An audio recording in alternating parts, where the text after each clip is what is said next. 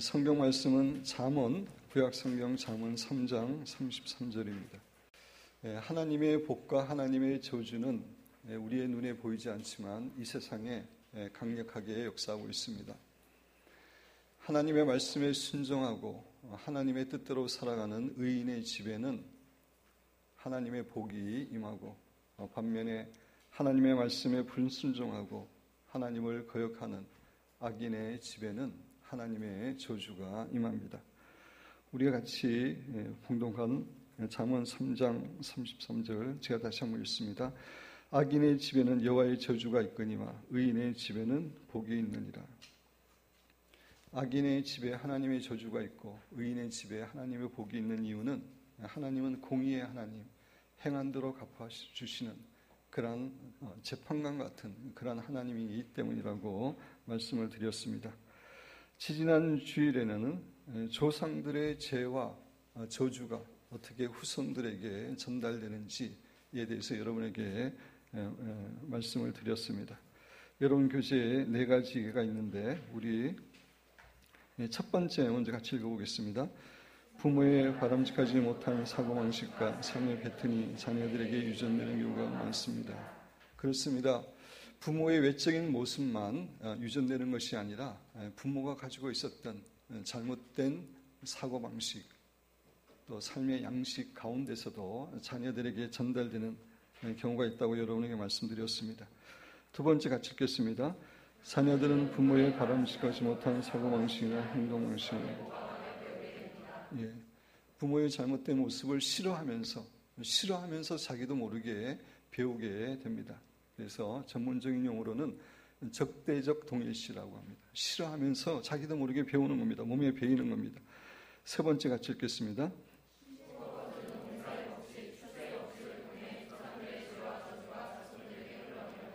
네 번째 같이 읽겠습니다.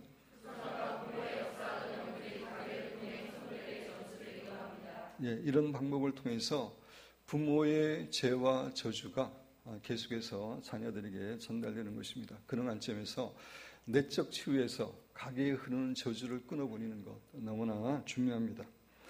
그리고 지지난 주에 예수님께서 십자가를 지심으로 하나님께서 우리들에게 베풀어 주시게 된 최대의 막교환에 대해서 여러분에게 말씀을 드렸습니다.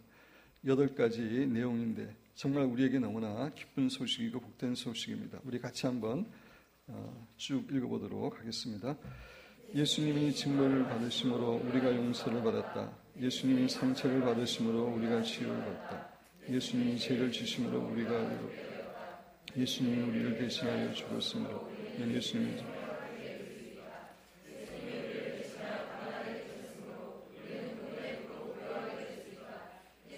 죄를 당함으로 우리가 영광을 얻었다. 예수님이 거절당함으로 우리가 하나님의 자녀로 영접되었다. 예수님이 저주를 받음으로 우리가 축복을 누리게 되었다. 그렇습니다. 예수님께서 십자가상에서 말할 수 없는 고통을 우리를 위해서 당하심으로 하나님께서는 우리에게 놀라운 막교환을 허락하실 수 있게 되었습니다. 그래서 8번째에서 이야기하고 있는 것처럼 예수님께서 우리의 저주를 받으심으로 우리의 저주는 끊어지고 하나님의 축복을 누릴 수 있게 되었습니다. 이것은 우리 신자들에게 주어진 놀라운 특권이고 은혜입니다. 그럼에도 불구하고 제가 여러분에게 말씀드린 것처럼 우리가 예수님께서 십자가를 통해서 끊어주신 그런 저주, 그런 축복을 우리가 누리기 위해서는 구체적으로 우리 조상들의 죄를 하나님께 회개하고 영향력을 끊는 기도를 꼭 해야 된다고 말씀을 드렸습니다. 근데 이 영향력 끊는 기도는 한 번으로 되지 않습니다. 얼마 동안 기도해야 된다고 제가 말씀드렸습니까? 영향력이 끊어질 때까지. 우리는 병원에 질병을 치료하기 위해서 가는데 치료될 때까지 가는 것처럼 마찬가지로 저주는 끊어질 때까지 반복해서 포할 기도를 해야 됩니다. 왜냐하면 가게를 흘러내려오는 이것은 100년 이상 수백 년, 최소한 수십 년 걸쳐서 우리에게 온 것이기 때문에 한 번의 기도로 끝나지 않습니다. 계속해서 반복해서 기도할 때 그 저주를 온전히 끊어버릴 수 있습니다. 그래서 지지난 주에는 설교 후 기도 시간에 특별히 아버지께로부터 내려오는 잘못된 사고방식이나 삶의 패턴에 대해서 하나님께 회개하고 저주를 끊는 그런 기도를 했습니다. 저는 설교가 끝나고 지난 2주 동안에 기도하는 동안에 아버지께로부터 저에게 흘러내려오는 그런 나쁜 영향력이 아직까지 있다면 하나님께 가르쳐달라고 이렇게 기도했는데, 이번에도 기도하는 가운데 몇 가지 중요한 것을 교훈해 주셨습니다. 사실 내적 치유는 제가 오래전부터 개인적으로도 하고 또 강의를 가르칠 때도 하고, 그래서 아버지로부터 내려오는 그런 악한 영향력이 다 끊어진 줄 알았는데, 이번에도 기도하는 가운데 중요한 것들을 하나님께서 말씀하셔서 그것에 대해서 철저히 회개하고 영향력을 끊고 또 그것을 반대되는 하나님의 것으로 바꾸는 그런 기도를 계속하고 있습니다. 이번 2주 동안의 경험을 통해서도 정말 부모님이나 조상으로부터 우리에게 내려온 그 영향력이 우리가 생각한 것보다 훨씬 더 강력한 것임을 다시금 깨닫게 되었습니다. 사랑하는 성도 여러분, 우리가 생각하는 것보다 훨씬 더 부모나 조상으로부터 내려오는 영향력이 강하다는 것을 기억하시고, 정말 이번 기회에 하나님께서 기뻐하지 않은 부모로부터 내려오는 잘못된 사고방식과 삶의 패턴을 다 끊어버리므로 하나님께서 본래 예비하신 축복만을 누리는 사랑하는 여러분과 제가 되기를 주님의 이름으로 축원드립니다. 오늘 이 시간에는 신명기 27장과 28장의 내용을 중심으로 해서 구체적으로 어떠한 죄들이 가게를 통해서 흘러가는지, 또 그 죄의 결과로 그 가게에 구체적으로 어떠한 저주가 흐르게 되는지, 또 마지막으로는 가게에 흐르는 저주를 끊기 위해서 또 우리가 구체적으로 해야 될 일이 무엇인지 여러분과 함께 상고해 보기를 원합니다. 먼저 신명기 27장과 28장을 중심으로 해서 구체적으로 어떠한 죄들이 가게에 저주를 가져오게 되는지, 또 그 저주의 증상이 어떠한 것인지 살펴보기를 원합니다. 여러분 교재에 신명기 27장 11절부터 26절까지 실려 있습니다. 여기에는 개인과 가게에 하나님의 저주를 가져오게 하는 그러한 죄들에 대해서 쭉 기록하고 있습니다. 제가 읽으면서 설명을 드립니다. 11절, 모세가 그날 백성에게 명령하여 이르되, 모세가 이제 가나안 땅에 그 요단강을 건너지 못하고 이제 죽을 때가 가까워서 이제 마지막 고별 설교를 하고 있을 그때 이제 백성들에게 다시 이야기를 하는 겁니다. 너희가 요단을 건넌 후에 시므온과 레위와 유다와 이사갈과 요셉과 베냐민은 백성을 축복하기 위하여 그림심산에 서고, 12부족 가운데 6부족은 그림심산에 서라고 이야기합니다. 그 다음에 13절, 르우벤과 gad과 아셀과 스불론과 단과 납달리는 저주하기 위하여 에발산 위에 서고, 그래서 6부족은 에발산에 서서 저주하기 위해서 서라고 이야기하고 있습니다. 그래서 요단강을 건너면은 한 20여 킬로 가면은 북쪽에 에발산이 있고 그림심산이 있고 남쪽에 에발산이 거의 마주 보듯이 있다고 합니다. 그곳에서 하나님의 저주와 하나님의 축복에 대해서 선포하라고 모세가 이야기하고 있습니다. 그래서 14절에 보면 레위 사람은 큰 소리로 이스라엘 모든 사람에게 말하여 이르기를, 이제 이런 죄를 범하는 사람과 가정에게 이제 저주가 임한다고 하는 그런 말을 하게끔 했습니다. 그래서 하나님의 저주를 가져오는 첫 번째 죄는 우상을 만들거나 섬기는 죄입니다. 15절에 보면은 장색의 손으로 조각하였거나 부어 만든 우상은 여호와께 가증하니 그것을 만들어 은밀히 세우는 자는 저주를 받을 것이라 할 것이요 모든 백성 응답하여 말하되 아멘 할지어다. 10계명 가운데 가장 중요한 첫 번째 계명과 두 번째 계명은 하나님 외에 신을 두지 말고, 또 하나님의 형상을 우상으로 결코 만들지 말고 그곳에 절하지 말라고 하나님이 명령하셨습니다. 여러분 교재에 있는 출애굽기 20장 3절에서 6절 우리 한 목소리로 내용을 생각하면서 읽어보겠습니다. 너는 나 외에는 다른 신을 내게 두지 말라. 너를 위하여 새긴 것은 또 위로 하늘에 있는 것이나 아래로 땅에 있는 것이나 땅 아래 물속에 있는 것이나 아멘.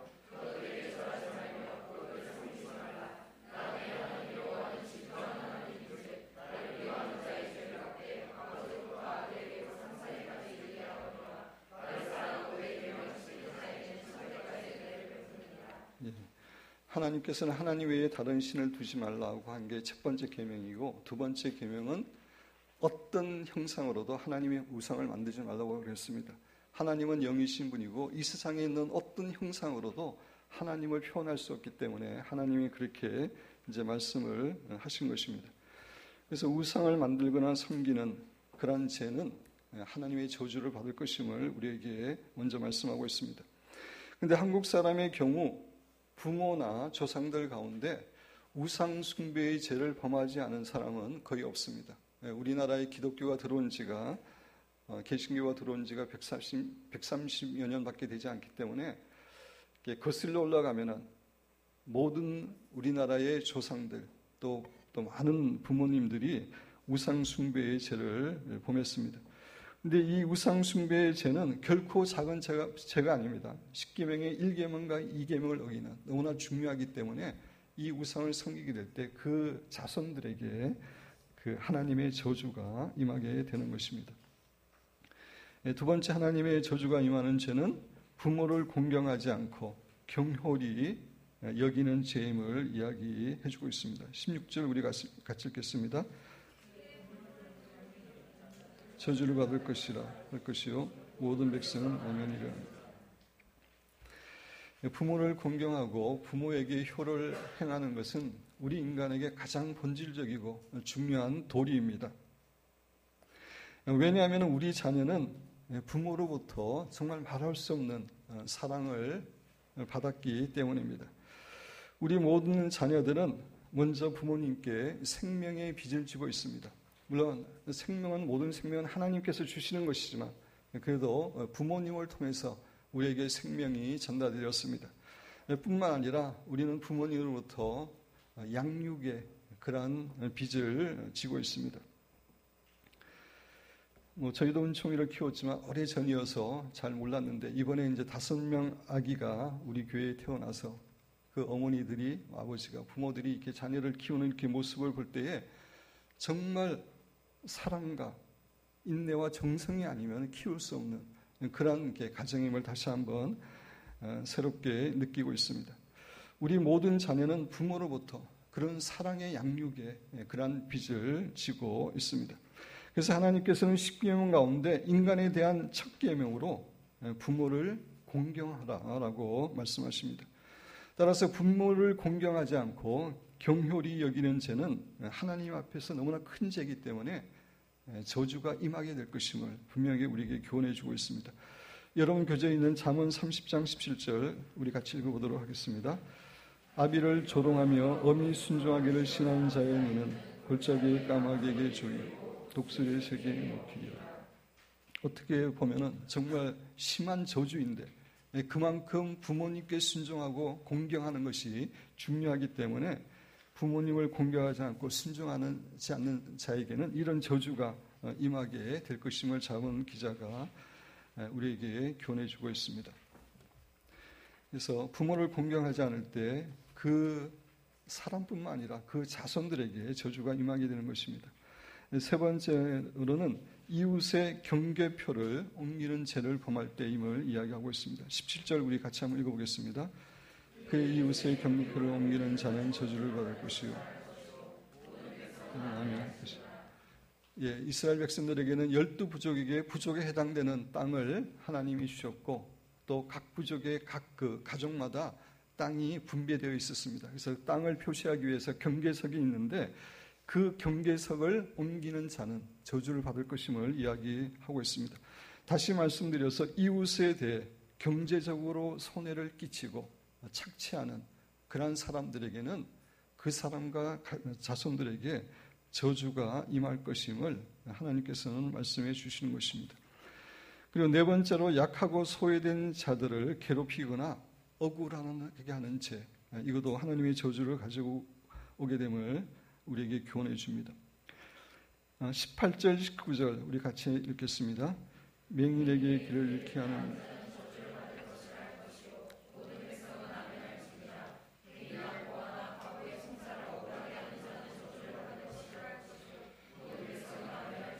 맹인, 객, 고아, 가부 한마디로 이야기하면 약하고 소외되고 어려운 가운데 있는 그러한 사람들입니다. 그러한 사람들을 괴롭히고 그러한 사람들을 억울하게 하는 자에게는 하나님의 저주가 임하게 됨을 우리에게 교훈해 줍니다. 성경 말씀을 읽어보면 정말 하나님께서는 약하고 소외되고 어려운 가운데 있는 그러한 사람들을 너무나 사랑하십니다. 하나님의 이름과 성품 2에서 이 부분에 대해서 자세히 말씀을 드렸지만 다시 한번 간단히 살펴보면은 시편 146편 6절에서 10절 우리 빠른 속도로 한번 같이 읽어보도록 하겠습니다. 여호와는 천지와 바다와 그 중에 만물을 지으시며 영원히 진실함을 지키시며 억울한 신자들에게 먹을 것을 주시는 이시로다. 여호와께서는 갇힌 자들에게 자유를 주시는도다. 여호와께서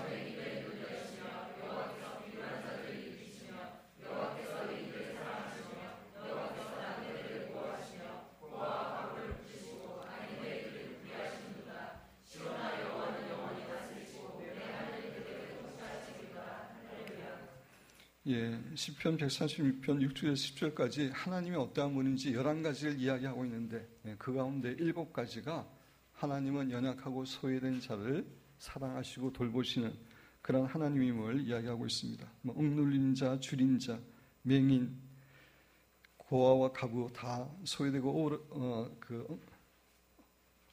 어려운 사람들입니다. 여기서 비굴한 자라는 말이 나오는데 비굴하다는 의미는 나쁜 의미죠. 여기서 비굴한 자는 그런 의미가 아닙니다.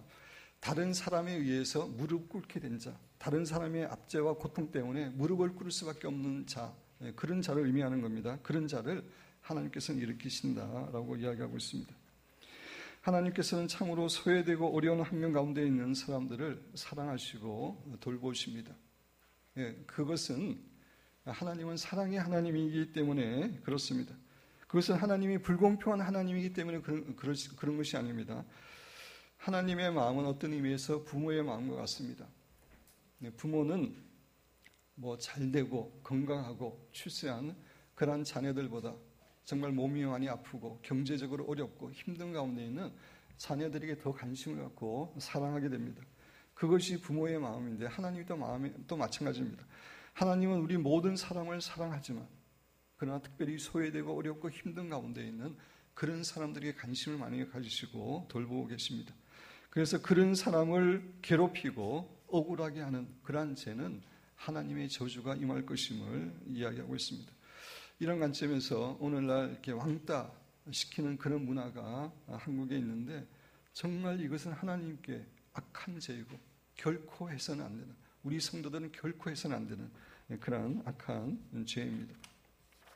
5번째 하나님의 저주를 가져오는 죄는 근친상간의 죄, 성적인 죄를 범하는 것임을 이야기하고 있습니다. 20절과 22절 우리 같이 한번 읽어보도록 하겠습니다.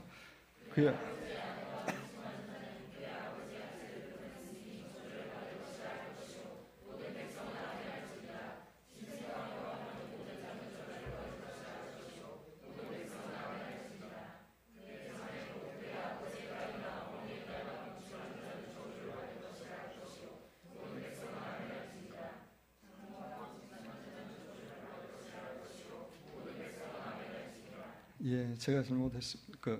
분명하게 표현을 못했습니다. 20절하고 23절만 읽어달라고 그런 의미였는데 하여튼 잘 읽으셨고, 근친상간하는 죄, 근친상간하는 죄는 저주가 임하기 때문에, 그래서 실질적으로 근친상간의 그런 결혼을 하게 되면은 장애자들이 많이 생긴다고 하는 그러한 통계를 우리가 알고 있습니다. 그 다음 6번째로 짐승과 교합하는 죄, 짐승과 성적인 죄를 범하는 그런 자에게는 저주가 임하게 됨을 이야기해 주고 있습니다. 21절 우리 다시 한번 읽겠습니다.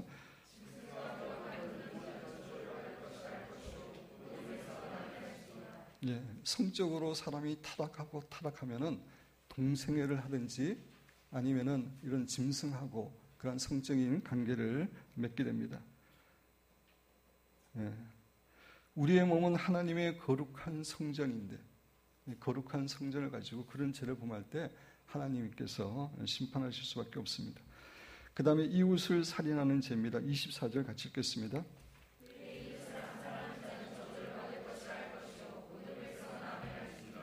여덟 번째는 무지한 자를 죽이려고 뇌물을 받는 죄입니다. 25절 같이 읽겠습니다.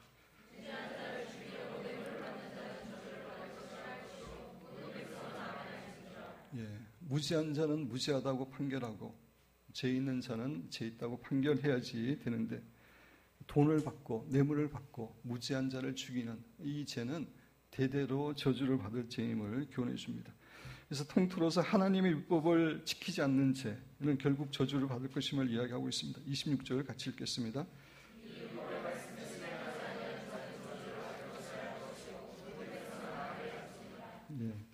그래서 잠언 26장 2절에 보면 까닭 없는 저주는 참새가 떠도는 것과 제비가 날아가는 것 같이 이루어지지 아니하니라. 까닭이 없는 저주는 임하지 않는다라고 이야기하는데 이 말을 반대로 해석하면은 까닭이 있는 저주는 임할 수 있음을 우리에게 교훈해 주는 것입니다. 그래서 하나님이 어떤 가게에 하나님께서 저주를 내리시면 분명한 이유가 있는 것입니다. 아까 말씀드린 그런 죄의 뿌리들이 있을 때 그 가게에는 반드시 저주가 임합니다. 데릭 프린스 목사님이 하신 말씀 우리 같이 읽어보겠습니다.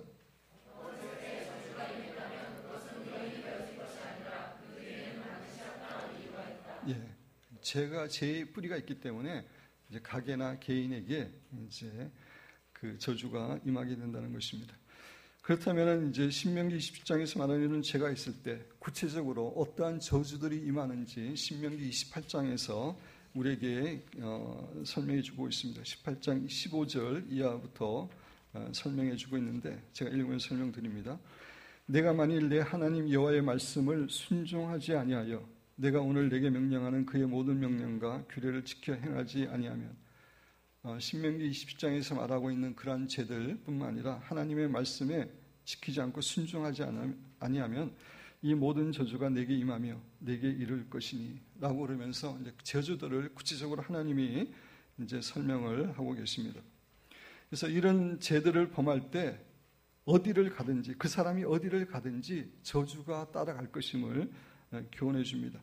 16절과 19절 두 구절 16절과 19절 신명기 28장입니다. 우리 같이 읽겠습니다.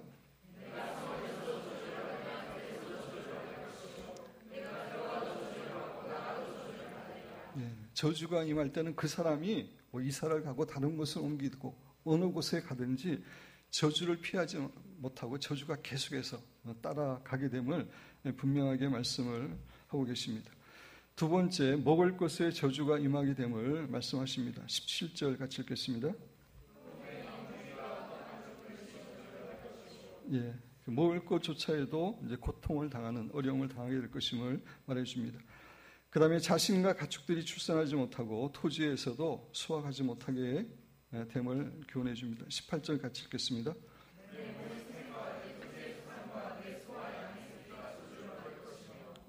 자녀 출산에 문제가 있고 또 토지의 소산, 소와 양의 새끼가 저주를 받을 것이며 이제 그 당시 상황인데 오늘날로 이야기하면은 하는 일이나 사업이 잘 되지 않는 막히는 축복을 못 받는 그런 일이 있음을 교훈해 주는 것입니다.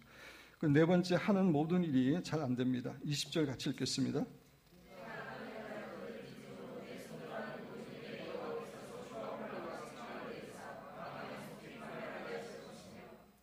모든 일에 어려움을 당하게 되고 다섯 번째로 질병의 고통을 당하게 됨을 우리에게 교훈해 줍니다. 우리 21절, 22절 그리고 27절 세 절을 읽어보도록 하겠습니다. 21절, 22절, 27절입니다. 같이 읽겠습니다.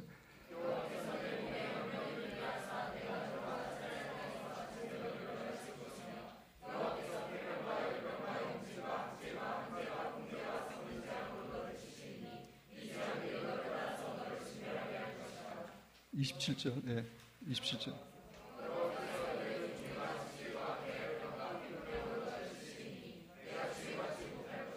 그래서 많은 질병들이 사실 우리의 죄로 인한 하나님의 저주 때문에 오는 것임을 교훈해주고 있습니다. 물론 모든 질병이 저 하나님의 저주 때문에 오는 것이 아닙니다. 하나님께서 우리에게 인간의 몸을 주셨는데 몸을 무리하게 사용하면은 질병이 올 수 있고 그것도 한 가지 원인이고, 두 번째로는 하나님의 저주 때문에 올 수 있고, 세 번째로는 사탄의 공격 때문에, 하나님의 뜻은 아니지만 사탄의 공격 때문에 올 수도 있습니다. 세 가지 이유가 있는데 죄로 인해서 질병이 오게 되는 경우도 있음을 우리에게 교훈해 주는 겁니다.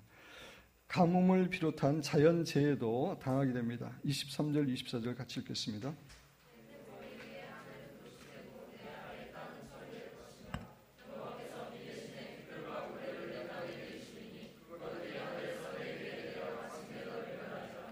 머리 위에 하늘은 옷이 되고 청동이 되니까, 그죠? 하나님의 축복이 내려올 수가 없고 비가 내려올 수 없고 그런 의미입니다. 땅은 철이 될 것이며 도저히 경작할 수 없는 그런 상황이 될 것이며, 그래서 가뭄을 비롯한 자연재해가 임하게 될 것임을 이야기해 주고 있습니다. 대표적으로 북한이 이런 어려움을 당하고 있죠. 그죠? 가계뿐만 아니라 나도 마찬가지인데 북한은 하나님을 거역하고 인간을 우상으로 섬기고 있기 때문에 자연재해에 많은 고통을 당하고 있습니다. 북한뿐만 아니라 하나님께 범죄하는 가정에는 이런 재해가 임하게 될 것임을 교훈해 주는 겁니다. 7번째, 전쟁에서 철저하게 패배하게 됨을 교훈해 줍니다. 25절, 26절 같이 읽겠습니다.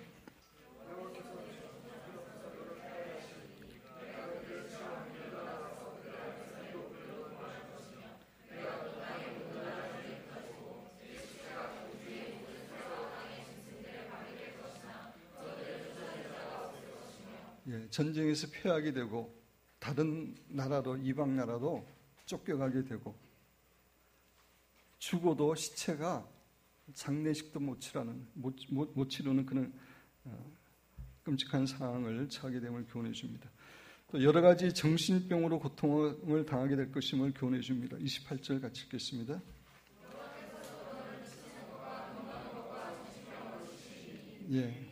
그래서 미치는 것, 눈먼 것, 정신병 이런 것도 재해의 결과로 오는 경우가 많이 있다는 겁니다. 늘 압제를 당하게 됩니다. 29절 같이 읽겠습니다.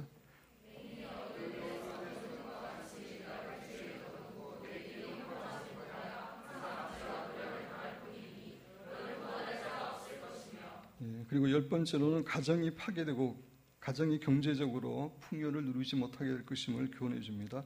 30절, 31절 우리 같이 읽겠습니다.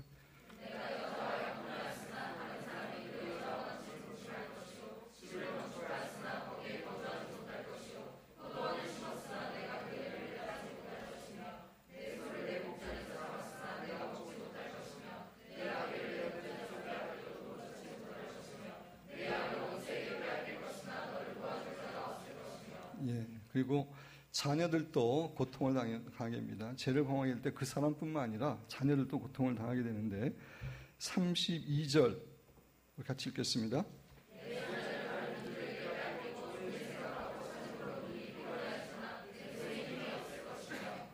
우리의 자녀들이 포로로 잡혀가게 될 것임을 이야기하고 있고 46절 같이 읽겠습니다. 46절 제가 여러분 교재 안 실었군요. 제가 읽겠습니다. 이 모든 저주가 너와 네 자손에게 영원히 있어서 표징과 훈계가 되리라. 저주는 그 사람에게만 임하는 것이 아니라 그 사람과 자녀들에게, 후손들에게 임할 것임을 이야기하고 있습니다.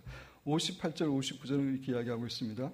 내가 만일 이 책에 기록한 이 율법의 모든 말씀을 지켜 행하지 아니하고 내 하나님 여호와라 하는 영화롭고 두려운 이름을 경외하지 아니하면 여호와께서 내 재앙과 내 자손의 재앙을 극렬하게 하시리니 그 재앙이 크고 오래고 그 질병이 중하고 오래일 것이라. 하나님께서 기뻐하지 않은 그런 죄를 범하게 될 때 철저하게 그 개인과 가정에게 저주가 임할 것임을 우리에게 교훈해 주는 그런 내용입니다. 근데 신명기는 오래전에 그런 말씀이기 때문에 오늘 상황하고 조금 틀릴 수 있는데, 그래서 오늘 상황에 맞춰서 조금 바꿔서 생각해 보도록 하겠습니다. 오늘날에 여전히 어떤 개인이나 가정에 후손들에게 저주가 임하는 그런 죄들이 있는데, 첫 번째 우상 숭배의 죄죠. 그죠? 우상 숭배의 죄.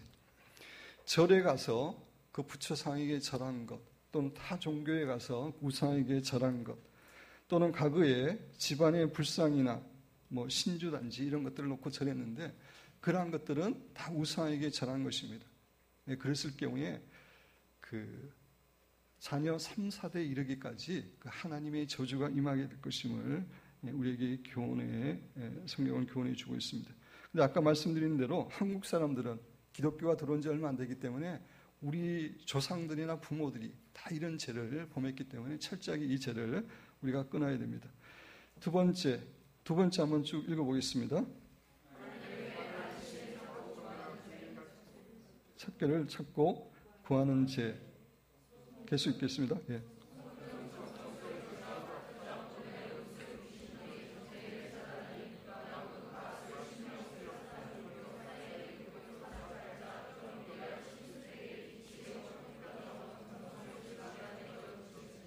예. 그래서 좀 더 이제 구체적으로 여러 개 설명드리는 건데, 이런 것들이 하나님 외에 다른 신들을 찾고 다른 신들에게 인도를 받는 구하는 그런 것이기 때문에 이러한 죄를 범했을 경우에는 철저하게 그 개인과 가정에게 자손들에게 저주가 임하게 됩니다. 그래서 우리가 때로는 장난으로 할 수도 있는데 이런 한 부분이 있으면 철저하게 하나님께 회개하고 영향력을 끊는 그런 기도를 해야 됩니다. 세 번째 같이 읽겠습니다.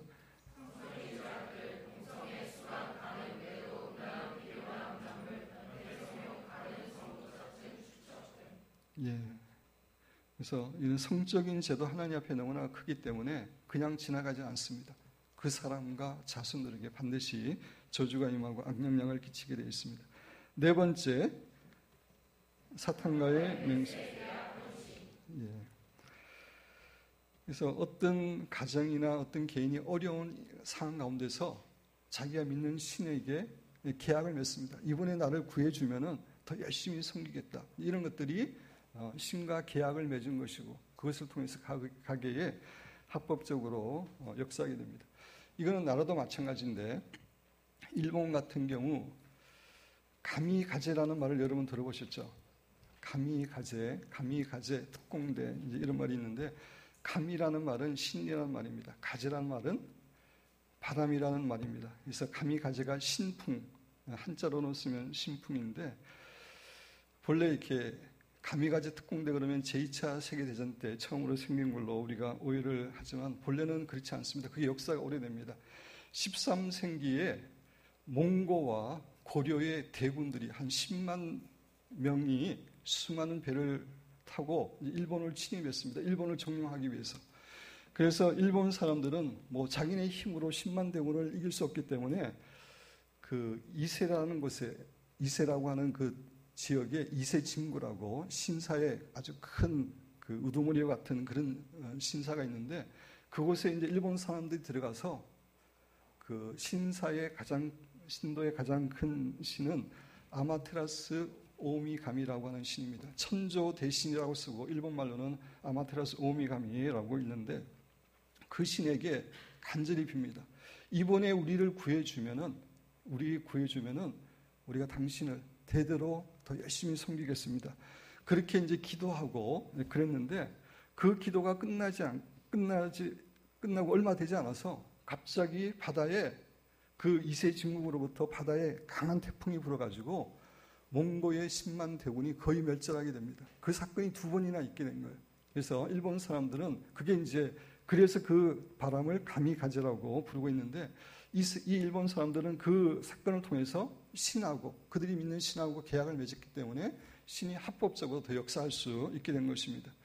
근데 이런 나라뿐만 아니라 가정과 개인도 어려움을 당했을 때 자기가 믿는 신에게 이제 맹세를 하고 도와달라고, 그런 것들이 이제 견고한 진이 되어서 그것을 통해서 사탄이 계속 틈을 탈 수 있는 것입니다. 뭐 때로는 그 불교를 잘 믿었던 사람들은 자녀가 태어나면 불교의 그 절에 이름을 올리는 경우가 있습니다. 그게 사탄하고 다 계약하는 거예요. 또 어떤 경우에는 무당에게 자녀를 이렇게 주는 경우가 있습니다. 그런 것도 다 사탄하고 계약한 것입니다. 저주의 원인이 되는 것입니다. 다섯 번째, 부모에게 불효하고 불공경하는 것, 이런 것도 저주의 원인이고, 그 다음에 하나님이 기뻐하지 않는 그러한 제된 직업들, 직업 자체를 가지고 있으므로 그게 그 사람과 자손들에게 그 저주가 임하게 됩니다. 6번 같이 읽어보겠습니다. 특별한 직업,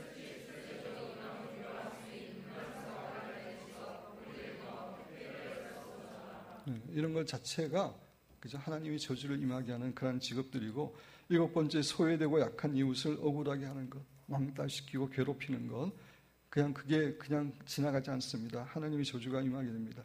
저주, 다른 사람, 이웃, 형제, 친척, 후손들에게 저주하는 조상은 없었는가? 조상들 가운데 그런 저주를 했을 때에 권위 있는 그런 그 위치에 있는 조상이 있을 때는 그것이 임하게 되는 겁니다. 그 다음에 자신이 내뱉은 말, 제가 이제 다음 주에 더 자세히 설명해 드리겠지만, 자기가 이렇게 자기 자신을 저주하는, 그런, 나는 내 다리가 너무 싫어, 못생겼어, 너무 싫어, 이것도 저주입니다. 이제 이런 그 저주나 권위를 가진 자가 우리에게 한 말 때문에, 어떤 가게의 한 말 때문에 이제 저주가 임할 수 있습니다. 그래서 그 저주의 결과로 데릭 프린스 목사님은 7가지를 우리에게 이야기해 주고 있습니다. 정서적, 정신적 질환이 이제 그 가게에, 그죠? 평균적으로 사람들이 느끼는 그런 정서적, 정신적 그 상황을 이야기하는 게 아니라 심한 상태를 이야기하는 겁니다. 한번 쭉 읽어보겠습니다. 예.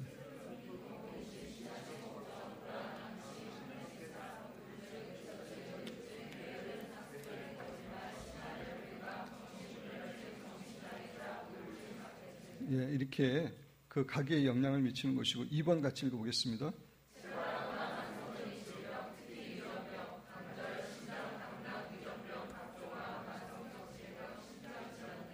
예, 그래서 많은 질병들이 유전되기 때문에 병원에 가도, 그죠? 부모님이나 친척 가운데 이런 질병을 앓은 적이 있습니까? 항상 이렇게 조사하는 이유가 그런 이유입니다. 3번부터 7번까지 쭉 읽어보도록 하겠습니다. 예, 결혼 생활에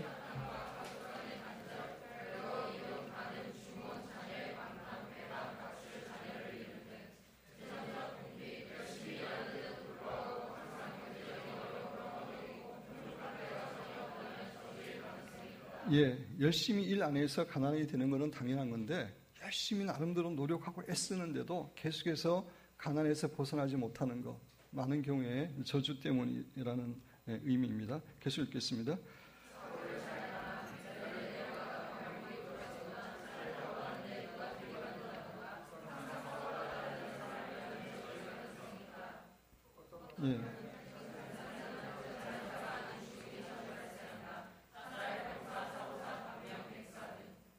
그래서 데릭 프린스 목사님은 어떤 가정에, 가게에 저주가 있을 때 이런 7가지 현상이 나타남을 교훈해주고 있습니다.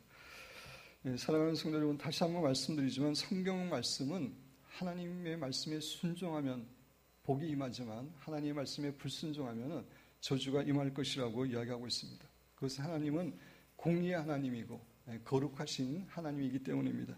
우리의 조상들이 많은 앞에서 이야기한 그런 잘못들을 범했을 때 그것이 가게에 흘러내려오는 것, 그것은 성경적인 영적인 법칙입니다. 그런데 너무나 감사하게도 우리 신자들에게는, 예수 그리스도의 보혈을 믿는 우리 신자에게는 그 저주를 끊어버릴 수 있는 그런 특권이 우리에게 주어졌습니다. 그것은 예수님께서 우리의 아본을 위해서, 우리의 죄와 벌을 위해서 십자가에 돌아가심으로 하나님께서 우리에게 최대의 막교환의 축복을 허락하실 수 있었기 때문입니다. 그래서 갈라디아서 3장 13절과 로마서 8장 1절 2절 우리 같이 읽어보겠습니다.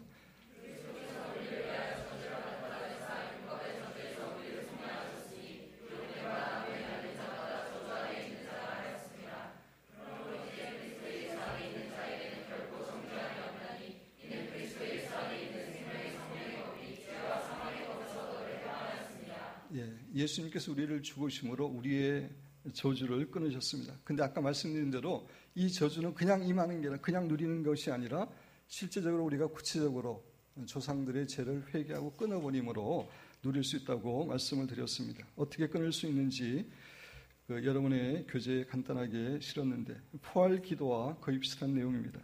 첫 번째, 당신 가게에 저주와 악영향을 가져온 조상을 용서하십시오. 그죠? 조상들 가운데 특별히 악한 일을 행하고 잘못된 일을 행함으로 가게에 나쁜 영향을 가져오는 그러한 분들이 있습니다. 그 사람들을 먼저 용서하는 것이 중요하다는 것입니다. 지금 시간이 많이 갔기 때문에 좀 간단하게 설명드리겠습니다. 두 번째, 부모와 조상과 자신의 죄를 회개하고 죄에서 떠나야 됩니다. 철저하게 부모와 조상의 죄를 내가 범한 것은 아니지만 내가 정한 죄를 범한 것처럼 철저하게 하나님께 회개하고 또 나에게도 동일한 죄가 유전된 게 있다면 그것을 회개하고 끊어버려야 됩니다. 근데 성경에서 회개한다는 말은 그 죄에서 돌이키는 것을 의미합니다. 그래서 본래 회개라는 말이 방향 전환이라는 말입니다. 본래는 죄를 향해서 서 있는데 회개한다는 것은 하나님을 향해서 방향을 전환하는 것을 말합니다. 그 죄를 회개한다는 것은 끊어버리는 것을 의미합니다. 끊어버리고 세 번째, 경관진이 무너지기를 선포하고 경관진을 통해 역사했던 악한 영을 쫓아내야 됩니다. 그런 죄가 있을 때 경관진이 생긴다고 말씀을 드렸죠. 또 그 경관진을 통해서 사탄이 합법적으로 역사할 수 있습니다. 시간이 갔기 때문에 좀 건너뛰어서 조상의 저주를 끊는 기도의 실예, 닐 앤더슨의 기도와 마릴린 히키의 기도의 이제 샘플입니다. 우리가 이제 기도할 때 그대로 할 필요는 없고 이런 내용으로 기도하면 되는데 그래도 우리 이 시간에 닐 앤더슨과 마릴린 히키의 기도를 우리가 믿음을 가지고 선포하면서 우리 같이 한번 기도하도록 하겠습니다. 닐 앤더슨 같이 하도록 하겠습니다.